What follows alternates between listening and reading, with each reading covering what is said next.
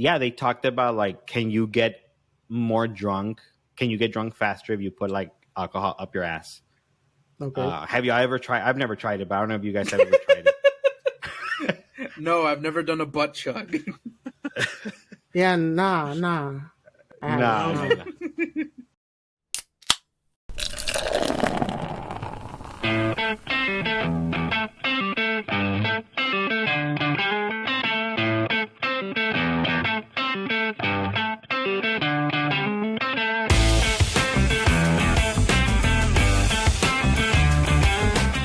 But you know, you become an adult. You stop believing in Santa, the Easter Bunny, God. Wait, what? What? Oh yeah, we'll bleep it out for our younger viewers. Yeah, I mean, I don't think children should be listening to this. Hey, you never. I need to check the fucking analytics. Demographic. Like, maybe it's like 12-year-olds watching our show. Yeah, bro. But you think kids today are fucking putting their real ages on fucking YouTube and shit? Oh yeah, that's true. Like let me be honest. Have you ever clicked on a pop-up box that says, "Are you sure you're 18?" but you weren't 18? And did you ever just click yes? Not me. No, I was a God-fearing American. Yeah, I would just like turn around and be like, God is watching me. No. You know what's funny? Like, I mean, when you're a kid, you don't give a shit, but that there's this, at least to me, there was this fear of, I mean, I grew up Catholic, so there was this fear of like, what if God is like watching me? Like, what if something actually happens to me? There was this anime that what is one of the first animes that I watched, Evangelion. So that one, like the story, just to do a summary, it's basically humanity fighting against angels. So back then, back in the day, like they had this like badass commercial for it, that at the end it will ask the audience, who do you have faith in? So like at the time, I will watch it, like, I will be like fucking scared because that shit was scary, and I will hear that, who do you have faith in? I'll be like, well, obviously God. Like I will be like, obviously, if you're watching, like I believe in you. But like as a kid, like you do have that fear, and then you start growing up, and you'll be like, nah. Do you think it's maybe this is me because I don't believe in any of that shit? Thinking from that perspective, I don't know if you guys are like believers or not, but you don't think it's kind of fucked up that we normalize shit like that? Like, yeah, that your parents can, especially now in 2022, when you have these conversations, like like kids being exposed to like homosexuals and being exposed to like transgender issues, like, oh, you're fucking grooming these kids. Don't you think it's fucked up to tell a child like, hey, mijo, like God loves you, but if you don't love him back, like you're gonna burn for all of eternity in a pit of fire? And and you know, we kind of like, I feel that at least me, deep down inside, I was like, fuck yeah, it scares me, but at the same time, really, bro? Like you try to rationalize it. There's people like fucking murdering other people, and God's gonna take the time to throw me in hell with those guys when I haven't done anything wrong. But I feel that there's kids that are more, and also because my parents weren't really like fanaticized with that shit. Like they always encouraged like, hey man, like the sciences and critically thinking. Yeah, we're Catholic, but if you don't go to church, like it's cool. But when I would assume that if you have parents that are really pushy about that shit, that could really fucking traumatize you. Fuck yeah. Like, mommy, but like my friend Susie at school, like she doesn't go to church. Is she, like, you don't think kids have those thoughts in their mind? Is she gonna go to hell if something happens to her? My friend Freddie died because kids go through that shit. Like, oh, my little friend Freddie died. Do you think he's in hell? Because I never saw him at church when I would go to church. I don't know. I just think it's fucked up that we normalize that. So people have a problem watching two parents, same-sex parents kissing in a TV show. No, that's gonna fuck up their lives. but telling them that they're gonna burn forever in hell, that's cool. And I I, don't know. think it's even that's- worse when they start using that shit like God is gonna punish you so you don't do something that they don't like. Like it's not even the Bible. They just tell you, hey, Yeah. don't do that shit because God is gonna. You're like, motherfucker, I didn't read that on the Bible. Yeah, and you know what? Like, especially when it comes to like, because that's kind of like the boogeyman in 2022. Like, it's coming back. I thought we were past like homosexuality. I thought we were past that. I thought that was like, oh man, I cannot believe back in the fucking 50s and 60s how fucking homophobic people were. We're 2022 and we're dealing with the same fucking bullshit. Yeah, I just don't. Fuck, how can I? Like, I just. I guess I lost my train of thought, but I just feel that You should have gotten it from that California being to Austin. the boog. What's that? I don't understand the reference. Your train of thought, motherfucker. Oh, I'm still trying to make the connection for that. I don't understand. Because you lost the train. Like the train from Monterrey to Austin. No, I understand what he's saying. I just don't understand what the. I don't understand what's funny about it. Well, I guess yeah, that's what it is. And also I took a fucking bro. I worked at 6 today, and I just took a nap. I woke up just for our viewers that if I seem a little groggy, I have a beer in me and on me In my butt. I guess, and in my butt. Bro, I'm speaking of education as children. I thought you were going to be speaking of stuff up my ass.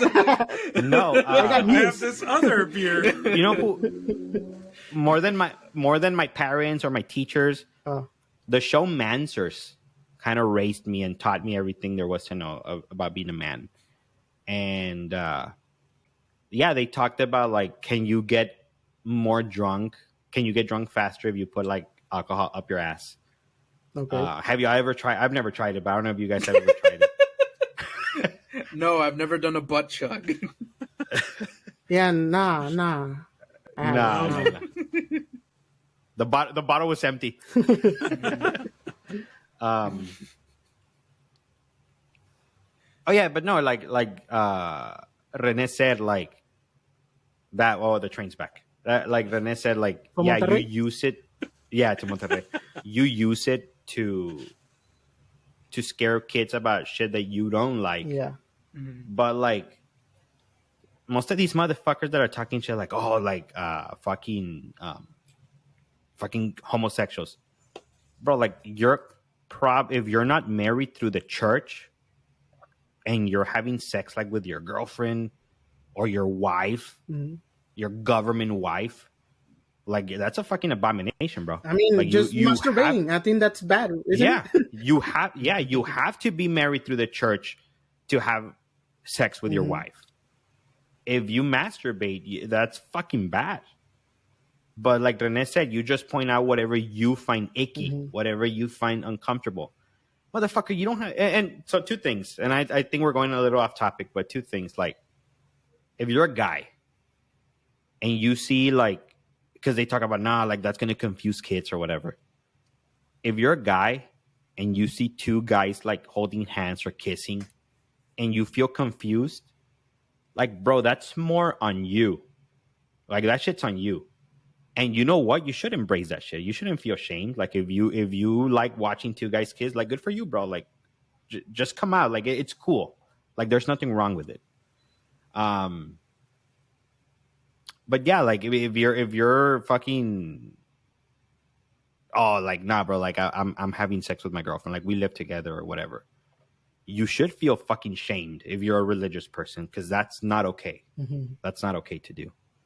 But I don't know, bro. Yeah, just going back to the conversation, like it's kind of fucked. I'm gonna cut a clip of that of you saying like, if you're having sex with your girlfriend, that's bad. And I'm gonna be like, yeah, here's a fucking like example of Jose being like fucking religious. of a fucking religious hateful person. By the way, I mean, I don't know if you, what's up with that? Isn't there like I don't know if she's like a TikToker or like a lady influencer.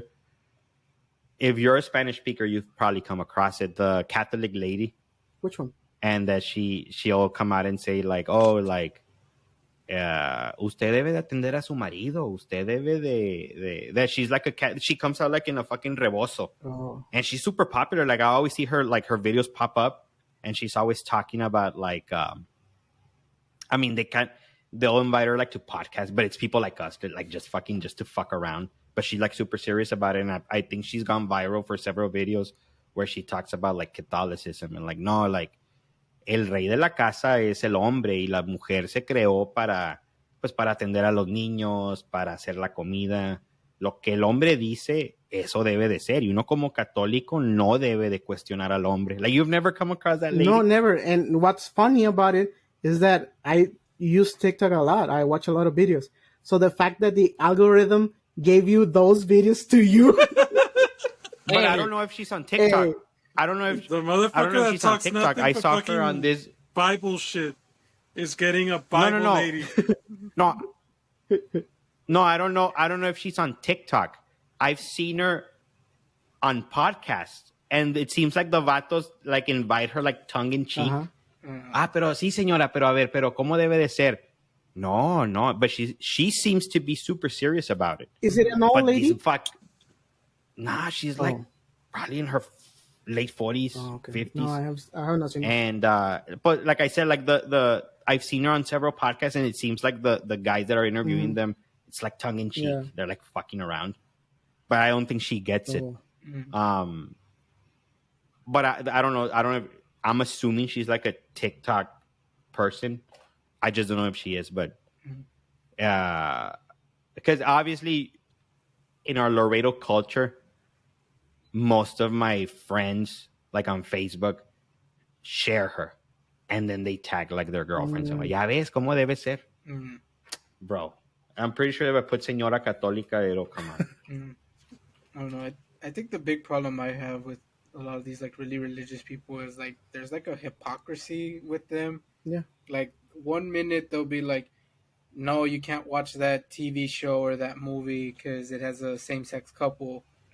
Meanwhile, they'll get their kid and be like, oh, here, watch this rated R movie. It's called The Passion of the Christ, where it's literally 2 hours of a guy getting brutally beaten and tortured. It's very bloody. That's fine. You can show your kid that. or even stuff like, just like leave your kid watching fucking those like Nickelodeon shows where like fucking news about the fucking producers like molesting childs or like doing bad shit came out, and like, come on, dude.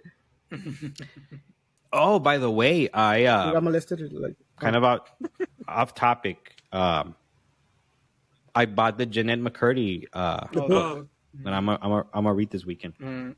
And apparently she talked shit about that. Speaking of creators, because there's rumors that for those people that don't know, like popular shows back when we were like teenagers, like iCarly and shit. That guy Dan Schneider, apparently he's a creep. Yeah, it's not rumors; it's a confirmed thing. Look it up. Like for real. Like he ended up getting like jail time, I think. So I've never been molested by him. That's why I call it a rumor. Not by him. Like I'll take their word for it. Not by him. Like, by the religious lady, yes. Jail for this stuff. Yeah, I mean, but like that kind of stuff like doesn't surprise. I mean, look at this dude. motherfucker, like, bro. Who the fucking producer? Dan Dan Schneider. Yeah. I would bet my fucking life that guy is like creep. It's one of those Look guys that you guy. probably see on an episode of like La Rosa de Guadalupe, right? Playing a rapist, like that typical guy. A rapist. Yeah. Yep. And then he gets handsy on actresses like, no, I'm just getting in character, dude. I'm just getting in character. Like fucking Jared Leto in the joke. Yeah, so that's going to be my weekend read. You know what's the last nonfiction book I read? Like, I guess the last biographical book I read, The Disaster Artist. I read that which Renee was very kind to give to me after he illegally downloaded it. So that was very kind of him. This was like 9 years ago. Yeah, we're making a connection because we already have an episode where we talk about like downloading illegal shit. So full circle. Yeah. Yeah. So yeah, thank you for that. No, this was like in 2013. I haven't seen the film. Have y'all seen the film? Yeah. No. Is it No. You know what? I don't want to ruin it because I thought the book was better than I thought. I think it was pretty funny, and I just didn't feel like watching the movie. Fair enough. How was the movie, Juan? I thought it was good. Like it's not like 100% accurate to the book, but like it is funny, and the stuff they add is funny. So if you go into this like going like it's a comedy, then yeah, like it is funny. But as far as like, is it accurate to the book? Not really. It's maybe like around 50-60% accurate. But if you ask Tommy Wiseau, he claims that the book is 99.9% accurate. When they asked him what's that 0.1% that's off, he said that the beginning scene was too dark. He said that in real life it was much brighter, but it turns out he was wearing his sunglasses in the movie theater. That's why it was dark.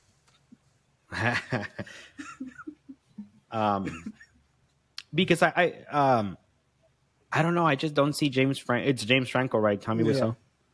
Did he give an unsettling performance? Yeah. Like, did you feel uncomfortable?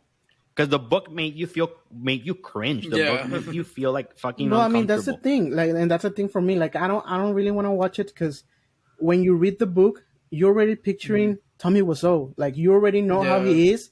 Because the way he acted in the movie, that's how he is. That's the way he acts. Yeah. So you already have in your mind the image of Tommy Wiseau doing all these things. So like, I don't think I'm gonna connect to watching James Franco doing the movie. Maybe if this was a story of like a producer, someone that you didn't like, because we saw Tommy Wiseau in The Room. Maybe if it was like a story about like a producer that you've never seen in your life before, and then you read the book. Oh shit, I already pictured it one way. Let me see how James Franco did it. But like Rene said, like you reading the book made you picture creepy ass fucking Tommy Wiseau doing all that weird shit. I don't want to add another layer of another interpretation. Speaking of unsettling performances of a film that I could not get through, and not because it was like violent or anything like that. No, that's a great film. No, the film that I could never get through because of the unsettling performance. It was Steve Carell as the fucking wrestling coach. Foxcatcher? Yes, bro. I could not. It was so unsettling. I don't know if you guys have seen it. I haven't. Because he was nominated for an Oscar, I think, for that film. So I wanted to watch it, like, to see what's up. No, he won. I don't think so, but he should. Oh, he should have won. That performance was so unsettling that I turned off the film halfway through it. It just creeped me out. It was, I remember, I think they were like in a helicopter. It was like a helicopter scene. I had to turn it off. I'm like, bro, this guy is creepy as fuck. And I love Steve Carell. But I think that's good that he was able to deliver. I mean, maybe I was the only person in the world that felt that way. But if he could do it to one person. Channing Tatum. So imagine, like, for these guys that have not seen the movie, imagine in this movie, Steve Carell is the fucking, like, the coach. And he manages to make you feel sorry for Channing Tatum, that he's, like, in the dynamic, he's overpowering Channing Tatum. Like, he has on his balls. Like, imagine that. Like, you wouldn't think that of Steve Carell and then Channing Tatum. No. He makes that, like, so it's fucking good. Yeah. Is it Mark Ruffalo? The other guy? Yeah. He's the other actor. Yeah. He's a great actor. If y'all have seen Zodiac. Speaking of fucking religion again, Spotlight. That's a great film too. And I think it won for Best Picture. Best Picture. It did, I think, yes. But yeah, no, that was a great performance. Too unsettling for me. And I'm usually, since we grew up like fucking doing film and shit, like it's very easy for us to or it's very difficult for us to suspend disbelief. Like, every time you're watching a film, no matter how good it is, you're kind of picturing the behind. You're kind of almost analyzing, like, oh shit, that was a great film. That's a great performance. These guys got it down. But I think that was one of the few films that made me feel like this was happening for real, dude. Like, and I think that's good. That's a great actor. He's a great actor. You did finish the movie though, right? No, you didn't. Oh, okay. I never went back to it. I just never went back to it. Okay. Like, but I know that it's based on a true story, so I know what happened. Maybe that was it, because I had already read like an article on it, on like what had happened. So I'm like, bro, like my stomach's starting to fucking hurt because I know where this is headed. And then I think he was like, he cut off his eyebrows, and like he was just a creepy looking guy, just to add to his performance. Yeah, it's a good movie. On the topic of like now that we're talking about movies, I was thinking this the other day. What do you guys think? Like, I don't know if you have like it doesn't have to be like a someone related to movies, like an actor or director. But if you have like an artist that you love their work, but then you find out that they did like some horrible shit, like they molested a child or whatever. What is your thoughts about their work? Like, if you like their movies, like after that, do you still enjoy their movies, or does it change your preference? It kind of changes, and Juan might be able to relate to this one. Fucking Chris Benoit. Yeah. To me, Chris Benoit, bro, is one of the most talented technical fucking wrestlers to ever fucking exist. And his because once you dive into like the wrestling community, but what about his the more insider terms, like, but what about his promos? And like, bro, understand that in today's world, like, you sell kind of like the CM Punk style, that you sell a lot of your character through talking shit. But like, there's a saying that Shawn Michaels could put on a 5-star match with a broom. There's a lot of storytelling in the ring as well, and I think Chris Benoit was one of the best to ever fucking do it, to add to his technical prowess. And for those of you who don't know, he back in the mid 2000s, he killed his wife, his son, and then himself. So he's kind of banned from, like, he was a WWE superstar, so he's kind of banned from that. Like, all his matches are like you don't see them. Yeah, he's like, he was erased from like the books. Yeah. Yeah, he never existed, and he had one of the best WrestleMania fucking main events with Shawn Michaels and Triple H. And to me, it's hard to enjoy, because we keep making connections. When I was a kid, we had the DirecTV Pirata that you would go to Nuevo Laredo, and they would like activate the card. Yeah, I don't know if DirecTV uses the card anymore. I think that's really outdated technology. Yeah. So you would come back, and then for like $20 you would activate it, come back, and it would last you like 3 to 6 months, where everything was open. So I would keep up with like the pay-per-views, which were fucking $60 or $50 per pay-per-view that obviously we weren't going to pay for.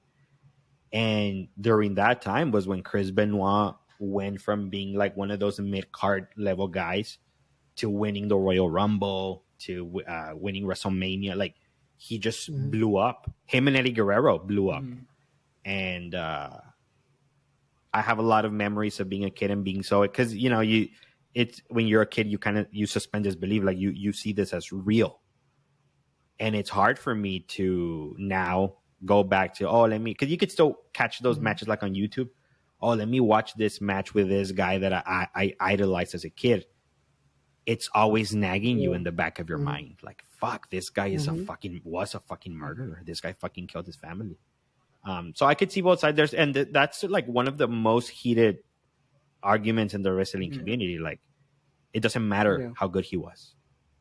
He's a murderer. While on the other side, hey, we should be able to separate, what he did and his career. But at the same time, he didn't do, like, I don't give a shit if you commit fraud, if you fucking steal money from someone. Like, that doesn't matter to me. Like, yeah, I'd be able to make that distinction in a heartbeat. But when it comes to like murdering your family, like Rene said, like molesting a child, fuck, bro, it's hard for you to be able to clearly admire someone. Yeah, like and their Yeah, work. it's hard. It's harder to separate the art from the Mm-hmm. artist depending on the severity of like what they did. And yeah, in the case with like Chris Benoit, well, I mean, he scrubbed clean. Like he's not in any of their shows, like because I think they're on like Peacock now, like for streaming. Like Yeah. he's not there, and in matches where he won like the belt and stuff, it's like no, that there was no championship match. Randy Orton threw himself out of the ring, and nobody won that year. Mm-hmm. And Yeah. it, I think it just boils down to like if you're just enjoying like the show, the movie, or whatever it is for what it is, then I think that's fine. I think the problem is when I start like idolizing these people despite like the bad things that they've done. Yeah. I think that's where the issue is that, and I think it's because we still see it today, like mainly with not just celebrities, but also with like think like people that get famous from like TikTok Mm-hmm. and YouTube. Yeah. We see that there's people that do really bad things or get accused of doing something really horrible, and yet they still get their sponsorship deals. They still get their million views on YouTube, on TikTok. So I think it's just more of we don't people don't separate the art from the artist. They just enjoy it regardless. But I think the problem is when we idolize it. It's if you can watch that wrestling match without idolizing Chris Benoit, I think that's okay. But it's when you start saying like, no, guys, we need to like remember him, like he existed. I think that's where the problem is because it's like, do we though? I mean, he did. Bro, like people that want and you've probably seen this, that there's people that want to, oh, he should be inducted into the Hall of That's Fame. not gonna happen. I That's Bro, thought not he gonna already get happen. out of was. here, dude. No. That's not going to happen in this lifetime. I thought he was, and then he got taken away. I don't think No. he was ever inducted. No, I don't think he was because he was still an active alive. like yeah, he was like he was still in the. yeah, he was still like an active Yeah. wrestler when he died. And no, and it was specifically, I don't know, which I also doubt it because we're talking about like the WWE Hall of Fame. That's never going to happen. Yeah, Not in this no, lifetime. don't know. Like you're never going to see that. But I know that there's also like an international professional wrestling Hall of Fame. They might be a little more lenient, but I think the severity of his crime was so much that I think they won't even fucking get close to that shit. Like Yeah, because for a company like WWE, bro, they don't even want blood in their Yeah. matches. They're not gonna do some bullshit like that, and understandably so. It kind of like also NFL quarterback Michael Vick. ooh, I think he was able. I think he was able to. Me personally, fuck that guy. I think he was able to vindicate himself. Because for those people that don't know, Michael Vick was a quarterback for the Atlanta Falcons, and he was, bro, come on, you're a fucking millionaire, but whatever. He was fighting dog. He was hosting like dog fights, and he was sent. And in his picture, like right now, like fucking Lamar Jackson of the Ravens, he was in his prime. One of those like really good running quarterbacks, and he was arrested and he was sent to prison in his fucking prime. He came back and no team really wanted to touch it. He was still potentially in his prime, and he got a contract with the Philadelphia Eagles, and he still played at least for like another 5-6 years of really competitive football. And I feel that people, and it's interesting because this is connected. I was listening to a podcast relating to wrestling, and they were talking about now the Vince McMahon scandal. We're like, what's going to happen with that? That if you like Chris Benoit, cool, you could still move on and kind of delete him from like history. How the fuck do you delete Vince McMahon from WWE history? Like he's just too involved. Yeah, he's too involved. And they talked. One of the guys that was talking there, he covered Philadelphia sports at the time of Michael Vick's thing. And since they were still arguing, like, oh, like, what about is he going to be suspended or not? He's all like, the lack of care from people. Wait, but is he going to be able to play or not? Like, who gives a shit about his charges when it comes to killing dogs? Like, is he going to be able to play or not, so that we could find someone or move on? Or so people were ready to give him a second opportunity. But I think it comes, had he been like a child molester, I think in people's eyes, at least 20 years ago, killing dogs and molesting a child or killing a family, like, they're obviously not in the same realm. So yeah, bro, I don't know. But to me, yeah, it is hard to win. Now, I'm more empathetic to things like drug use, and because I don't put the same weight on something like doing drugs, because I don't see like something like you're not immoral for doing that. It's either, I mean, drugs are cool. It is what it is. And second of all, if you actually have a problem, I think you should get, like, I see it more like as a disease almost. That something that not to be frowned upon, but something that if someone has an addiction, like, they should be helped. Kind of like Kurt Cobain, one of my favorite fucking artists of all time. Like, he fucking killed himself under the influence of drugs. And he always struggled with drug use. Like, I love his art, and I fucking idolize him as an artist, and I have no problem with that, because I don't think he ever did anything that I would deem so fucking immoral that I can't enjoy their music. Marilyn Manson, on the other hand, fuck, that's a hard one, because I know that he's been accused, I think, of like domestic abuse and like fucking, I think even sexual assault. And I'm like, fuck, I hope that's not true, bro, because he would be one of the ones that I enjoy his art. And I don't think I'd be able to if I knew that he was like guilty of doing that shit. What about you guys? What about you, Rene? I want to hear Adrian first. An artist. Why me? Oh, because Jose already gave his opinion. Like, one is you. Like, if you found out, because just picture someone you idolize. Like, if you found out that the Pope molested a child, would you still idolize him? Just like you ended up saying, like, it depends on the situation. Like, for example, I still like watching. Oh, so it depends, like, how many. I still like watching the movie Baby Driver, but how like many Kevin Spacey came out, like, under the Me Too and all this other bullshit. But like, I still like watching his movies. I don't give a shit about the guy. Like, he could do whatever the fuck he wants, but like, I'm still gonna watch the movies, and I'm still like, that's pretty cool. What was Kevin Spacey accused of? Grooming, I think. Molesting children? The children? No, I thought it was the Me Too. Yeah, wasn't the kid underage? Yeah, it was just like it was just no, I think he was. I know. I'm glad you caught that. I think he was abusing women or something like that. Oh, No. I thought it was like a kid that like they acted like on a play or something together, and then during like the rap party, I didn't hear about that. he invited the kid over, and it's like, dude, it's a kid, and there's adults like drinking and stuff, and that he ended up like the kid ended up like passing out like at the apartment or wherever they were partying at, and that he woke up to like Kevin Spacey like spooning him or whatever. Oh, I didn't hear about that. Oh, that's kind of fucked Okay. up. Oh, okay. Okay, so two things. If it's something like, because I think people get these like interchanged.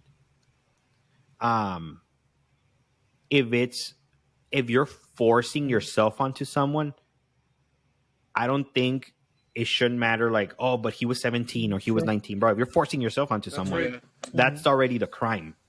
Like, you don't have to even ask. Yeah, you don't have to ask for an age. It gets murkier because you could defend yourself. Like, hey, man, like, this guy, we had consensual sex, and he told me he was fucking 18. Even if it's not true, like, you could still argue that. Hey, man, he told me he was 18. He happened to be 16 and a half, 17. Like, I don't think I should be, like, held liable because this guy told me he was 18 and he's in a bar where you're not supposed to be underage, or he's in a play where all the actors are over 18. Like, he's the one that lied. Like, you could still defend yourself and pin that. And as a viewer, I could still see, like, fuck, okay, I could look past it because maybe he's right. Maybe he did. Not that I don't give a fuck about Kevin Spacey, but, you know, I could still understand someone going through that. But if you force yourself onto someone, oh, but he told me he was 18. Okay, well, what? You still force yourself onto someone. I don't give a fuck Rape if is they're rape. 25. Like, you're not supposed to do that either way. Yeah, rape is rape, bro. So I was asking that question because recently I saw the movie Once Upon a Time in Hollywood, and they make mention. I mean, they do a scene that's sort of related to what actually happened when the Charles Manson group was trying to kill a movie director, but ended up like in reality ended up killing his wife and like a few friends that were at his house. He wasn't there. The director in real life was Roman Polanski, and I started reading his bio, and I was like, "Oh fuck!" He made one of my favorite movies of all time, Chinatown, with Jack Nicholson, which I believe is like, for me, it's one of the really best movies of all time. And then I was like, so he directed a movie, but then I started reading like his Wikipedia, and like after that movie. Yeah, he got accused and he was guilty of molesting a minor, and like throughout his years, because he fled to Europe. More kids came out like saying that he molested them too. So, and just so people know, the reason, it's not even up for debate. The reason he's not in prison is because of geopolitical powers in play, that if you live in a certain country, they can extradite you over here. So that's like the fucking millisecond that guy steps into American soil, he's in prison. Oh man, we lost He's Hater. a Maybe Roman he was too triggered Polanski for fan, like, and he's like, shit. y'all are talking shit about my boy. Yeah. No, I agree. And he did one of my favorite films. Maybe he went out to give him a call, bro. You cannot step into American soil. You're gonna get fucking arrested, brother. No, the pianist. With Adrian Brody. That's his name. Yeah. Directed by him. Great film, amazing film. And although, like, I feel that when you, like, I'm a Jack Nicholson fan. Like, if I was in Rene's situation, when it comes to like a director, you could still look past it, because you could. I feel that you could, in your mind, you could trick yourself into saying, I mean, with the talent on screen, bro, any fucking director could have done this. Like, I feel that you could lie yourself in that sense. Like, I'm enjoying the on-screen talent. It's almost like, like again, WWE, like if one of the camera guys molests a kid, okay, well, he's just a camera guy. Like, I'm admiring the fucking product and the talent on screen. For me, I don't know if you could see it that way. It's kind of like, first of all, I think it's bullshit that he's still working. Like, that the film society is allowing him to keep doing movies, that actors are willing to work with him. Absolutely. I think it's fucking bullshit. It's fucking bullshit. But what's done, like his work that's already there, I still think it's one of the best movies of all time. I will not watch it legally again. Why? Because I believe, at least in a minor, there's some money that's gonna go to that motherfucker. Yeah.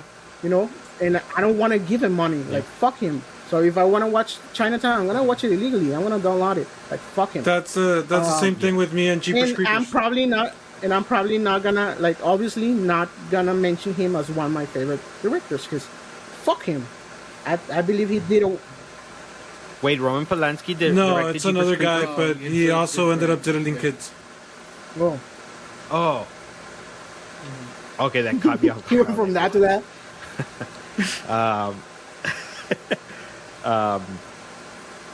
Yeah, man. And then, especially, we go back. It's all connected. We go back to like the girl was 13, but she said she whatever the fucking age of consent was at the time. You know that back in the day they were lower. Like, oh, she said she was 16, but she was 13. No, this motherfucker literally drugged her and raped her. Like, we go back to it. Like, it doesn't matter if she was 30, bro. Like, that's still fucked up. So yeah, man. I mean, hey, you're actually doing it's some sort of poetic your own justice. Like, I'm gonna download it illegally. I'm a fucking steal. I'm like a Robin Hood of like. I'm gonna fucking. Nowadays. I'm still gonna enjoy it, but I'm gonna watch it in a sense where I don't fucking. He doesn't monetize off of me. I don't give a shit if it's 0.0014 cents. Like, he's not gonna get my. I'm a Robin Hood of like nowadays. like a modern Robin Hood. Yeah. Yeah. I mean, who the fuck? I mean, do you? I thought you were saying, who the fuck was Robin Hood? I don't. Okay, so I don't know why people would like. I could live without Jeepers Creepers. To be quite There's honest. also Rurouni Kenshin for those anime people out there. The creator of that was also. God damn it! Yeah, that fucked me up, dude. It's one of my favorite animes of all time, dude. Yeah, and the guy was caught that show. with child porn. He had child porn in his fucking studio. So that one fucked me up too. I was like, and was he one of the? But like, so if you had to draw an equivalency of that guy into like, because I don't watch, I have no idea about anime. Like, who would, I don't know, like, is he one of the top dogs in the anime He's business? popular. I think he. I mean, it happens to most of the people that do manga. It's mostly one work of them that fucking becomes a fucking cult classic. It's not like a director that has several movies. Most of the times it's just one work. And for him, it was like, that one. What's the name of the anime? Or Samurai X. Or Samurai X, yeah. But yeah, I guess to like equate it, it would be like, I don't know, if the guys that did the X-Files, like if they got caught with that's iconic. Yeah. Something with like a cult following. Like, whereas X-Files, like, it's not new, but it has a fan base because it grew and it had like sequels and stuff. And yeah, it's kind of like that. And I don't think that guy was like he's not in jail or nothing. I don't know if he did jail time, but I think now I don't think so. He's like at least like at his house, like under arrest on his house or something like. I don't know. But I think he's coming back like to work. He's doing work again. Like, I don't know what's in the I know he was involved in the live action Kenshin movies, and because of that, I still haven't seen them. Yeah, and and that's like the shitty part about it. He is very involved in that work, so anything you do support, like, it goes to him. It's like what Rene said. Like, this is stuff that you probably would have to pirate, because buying any merch or any copy of the show legally, or the movies, like, because I think they're on Netflix, like, watching them to any degree does help this fucking guy. And you know, the only consolation, and like I think Jose was saying the same thing, that like if you watch it and you're like, oh, yeah, well, I'm watching the actors, like, I love it because of the actors and everything. I love Samurai X, like the show and the manga and everything.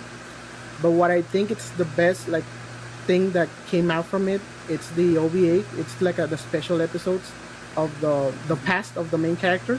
So they did it as a special episode, or like a movie. That one, for me, it's one of the best anime things that you can watch. Like, I think that's art. But that one is different from the original work because the director went like a different way. He made it like more mature, and like he gave it his own style.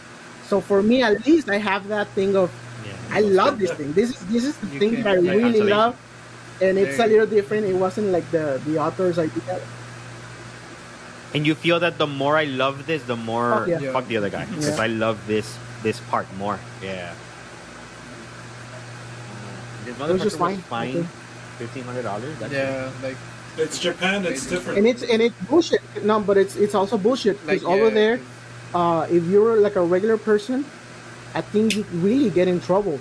But they really having high regard someone that's famous Like they actually give them a little leverage. Like, yeah, okay, you just get a fine or whatever. Yeah. I mean, that's our system in America. I mean, that's what happened in Europe with Roman and I don't Polanski. want to get too much into it. Yeah. Because I know we don't dive into, or we try not to dive into politics. Even though we have like by a the like a time politics y'all see image this, on our intro. episode. Yeah.